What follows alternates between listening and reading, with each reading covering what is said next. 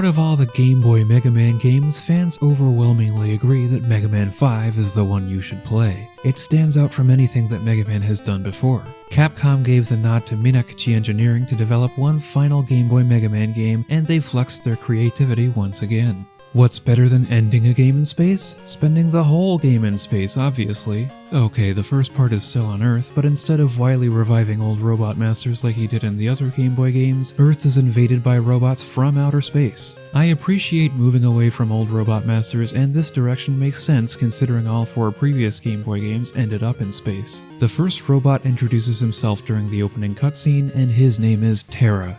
I've reviewed 2 games in a row with a character named Terra, and they couldn't be more different. He claims Mega Man will soon be his slave, and Mega Man discovers his Buster Cannon is ineffective against space robots. So Dr. Light creates, and I quote, the most powerful weapon ever devised. Instead of the Charged Buster, you now have access to the Mega Arm. He didn't say it was the coolest weapon ever devised. The space robots are identified as star droids, and like any retro villain, they start by conquering the world's major cities. Since the normal weapons won't affect star droids, Dr. Light is hard at work developing more tools to help. Just like in Mega Man World 4, Dr. Light's lab is almost like a shop. Mega Man can collect P-chips in the stages and from the enemies, and bring them back for Light's item replicator machine. This time there are 2 big upgrades to the Mega Arm available, in addition to the likes of 1-ups and E-tanks. I'd like to show you some real gameplay now, but I can't ignore this stage selection. This is a silly way of dividing the screen, and let's not forget how tiny that screen actually was. On top of that, it doesn't show the boss names anywhere until you select a stage. They kind of look like Toadman, Chargeman, and who even knows what these other 2 are.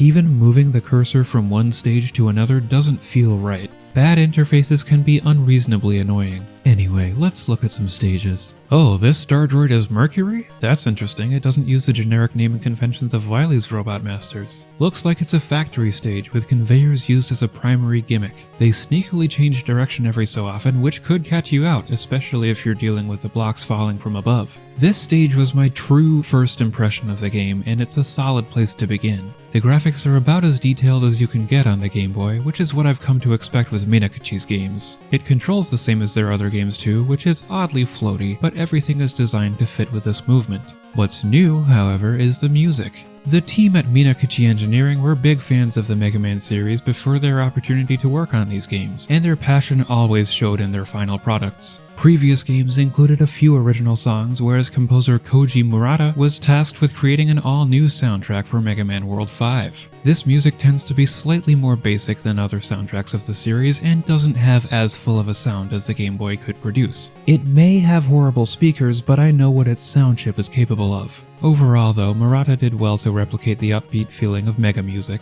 It seems like the game structure is more or less the same as other games of the series, so it really isn't a big change. So how about the fights against star droids? Mercury can morph his alien material into a slimy blob, and he only moves in this form. That means he's not overly threatening, although his special weapon can steal P-chips and pieces of E-tanks. Mercury's battle ends up being repetitive and boring, but that isn't representative of the Star Droid battles we'll see in this game.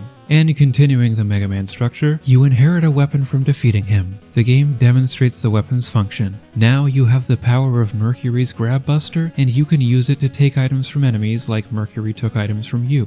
After every stage, your options are to either select the next stage or visit Dr. Light's lab to exchange some P-chips. For now, let's look at the other 3 available Star Droid stages. The robots Neptune, Mars, and Venus have all invaded planet Earth too. It's interesting seeing each stage theme revealed, since the Star Droid names don't give many clues for what to expect. I wondered if Neptune would have a water stage because of the Roman god Neptune, and he sort of does. I like to imagine there's water below the screen during the opening section, explaining why this metallic surface is bobbing up and down. Then I guess the level drops inside the engine? Or is this a sewer? Some pipes have gas leaks, and others will burst and cause a strong flow of water if you shoot them. Either way, I don't think this stage was meant to connect to the Roman god when you consider that Mercury's stage was unrelated. It's just a big coincidence that the special weapon earned from defeating Neptune is called salt water. Sometimes it's hard to tell exactly what the level themes are, but I enjoyed that aspect of this game. I find it funny how many people say this game is totally different from other Mega Man games, when the structure is still very much the same, although it's far less predictable. The regular enemies vary much more than before too. If we look at Mars stage, you'll see Parockets, Armoroids, and Monkikis, all wildly different to each other. Other games likely wouldn't put rockets, dinosaurs, and monkeys together unless there was some kind of space jungle stage. I quite like the mini-boss of this stage, Tyhorn. It feels risky going back and forth between the platforms to shoot at Tyhorn, but in the end it isn't too demanding. Naturally, this mini-boss appears twice in Mars stage because that's the Mega Man way. Unfortunately, combining unusual enemies doesn't always work well. Venus stage introduces several enemies as well as stage hazards, and it's messy. Much of the ceiling is lined with bubbles, except some are Shaboan enemies and drop on your head. There's a slight difference in their shading, which isn't easy to see without a special Game Boy Color palette. These fevers are like crabs sending out big bubbles to trap you inside, another bubbly gimmick. The Fankaros are owls with a fan in their stomach, which can either push you away or pull you closer. There are a couple other enemies that only appear in this Star Droid stage too, and honestly they're all annoying. Group that with a few periodic waterfalls washing away the stage and sometimes a bouncy bubbly floor, and you get this chaotic level. There's a central idea of bubbles here with the addition of a few minor enemies I can't tie into the theme at all. I admire the idea of throwing so many new things into one stage, but it's lacking flow.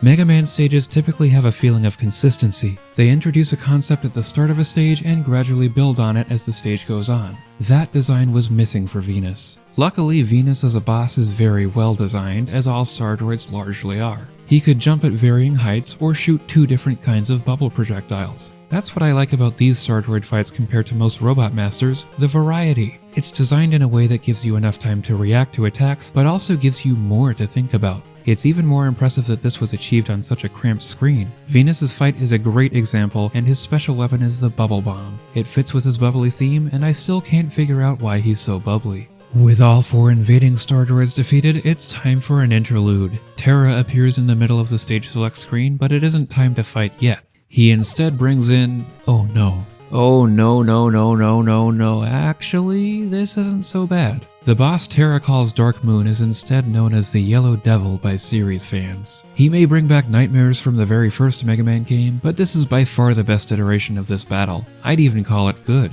Dark Moon is just a distraction. The Star Droids were using Earth's resources to create a more powerful generation of robots, and they must be stopped before the others invade. So, Dr. Light modifies Rush, a longtime Robodog friend, to send Mega Man into outer space. As expected with the Game Boy series formula, there are 4 new Star Droid stages to tackle, and each one visits a different planet. I guess the Star Droids are simply named after the planet they're from. At this point in the game, you've likely collected enough P-chips for at least one Mega Arm upgrade, so let's look at this feature. By default, the Mega Arm is a replacement for the Charged Buster, which is still more powerful than the normal Buster. It's a good way of balancing the power of the charged attack. Charging the Mega Arm will shoot Mega Man's fist across the screen, and then it has to return to his arm. With enough P-chips, you can add the Clobber Hand and Magnet Hand abilities. The Clobber Hand has a chance of grabbing enemies and repeatedly attacking, often defeating them with one shot. The Magnet Hand can bring items such as P-chips and energy back to Mega Man, and I enjoyed its convenience. You'll also receive the usual abilities for Rush as you clear each stage, but Rush isn't your only animal companion. From the beginning, you have access to Tango the Robo-Cat. He's cute, and how can you not love that meow? He rolls up into a saw blade when called, and that's about it. I tried to make him useful, but I was unsuccessful. The outer space Star Droids are named, and living on, Jupiter, Saturn, Pluto, and Uranus. I went to Jupiter first, and the physics were different. I expected to see this for all remaining stages, but that sadly wasn't the case. Low gravity is a stage gimmick reserved for Jupiter. Fortunately, this is a great set of stages. Saturn plays with gravity in a different way, dividing sections of his space base into 0.5 times gravity and 2 times gravity. Pluto and Urchin Face surprisingly have an ancient mythology feeling to their levels. It's more visible for Urgent Care and the mini-bosses found in this stage. This is supremely creative and is probably the best mini-boss I've faced in the entire series. Star Droid stage design is good. Star Droid fight design is good. Star Droid weapon design? Also pretty good. None of them feel as powerful as previous weapons, but I admire how they all have new functions, and I like how they feel while fighting the enemies. Their names are lame though, especially in the second group of Star Droids. Electric Shock, Break Dash, Deep Digger, even Black Hole is plain compared to series standards, and it feels like one giant misnomer for a weapon that's difficult to utilize. The second group of Star Droids contains an exciting extra quest, collecting a mysterious jewel from each stage. You're intended to use special weapons to obtain them, but you can also use the magnet hand, which spoils a lot of the challenge. Bringing the jewels back to Dr. Light allows him to make a device which halves weapon energy usage. Don't miss your opportunity to visit the lab like I did. Now, apparently, if you game over 4 times, Light just gives this upgrade to you anyway. Great, thanks for the pity. Past this point I'm going to speed through because this game has such a disappointing ending. You finally fight Terra and it's easy. Then, no way, Dr. Wily was behind everything. Okay, I do like the entrance to the space station. The initial auto-scroller is bland, but then the screen zooms out and you fight against the entrance. That's cool. The inside of the space station is not cool. It's an extremely long and repetitive stage bringing back all of Wily's Mega Man killers from the previous Game Boy titles. Rematching with the killers didn't make me feel anything, and this was a letdown. Not even the fight against Wily was interesting, and that too was drawn out for a long time.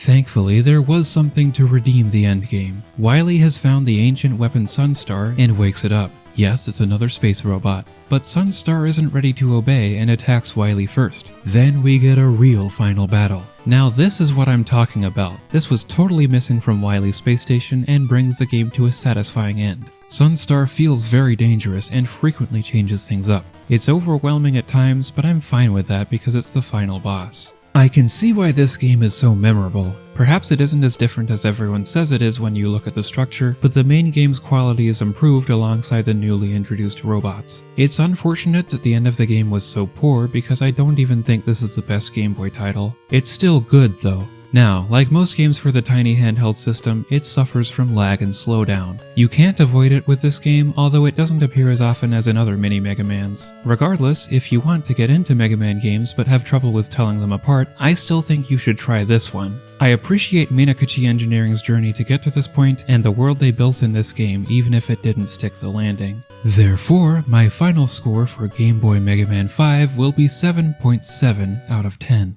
For a long time, this whole side series was stuck on the Game Boy before they briefly became available on 3DS Virtual Console. When all Virtual Consoles were shut down, the series vanished again, until finally all 5 were brought to Nintendo Switch Online's retro library. If you're going to try any of them, definitely try 4 or 5. They're probably the laggiest titles, and yet they're easily the best. Back in 1994, the final Game Boy Mega Man didn't get much coverage. Nintendo Power gave it the most coverage with a 6-page preview, and their power rankings totaled 15 out of 20. Electronic Gaming Monthly's review crew didn't even leave any comments. Mega Man V was relegated to the side of the page, where it was scored with 7s and 8s for an average of 7.6 out of 10. Tell me, did you agree with the points I've made? What rating would you give Mega Man 5 for the Game Boy, initially released in 1994? Hit the like button if you're from any planet, and use your Mega Arm to subscribe. But make sure you don't have the magnet hand equipped. I need that button. As ever, thank you for watching, and please continue to be your own unique self. Behold, Mega Man, I have awakened the ancient weapon Sunstar. Its Nova weapon will destroy you.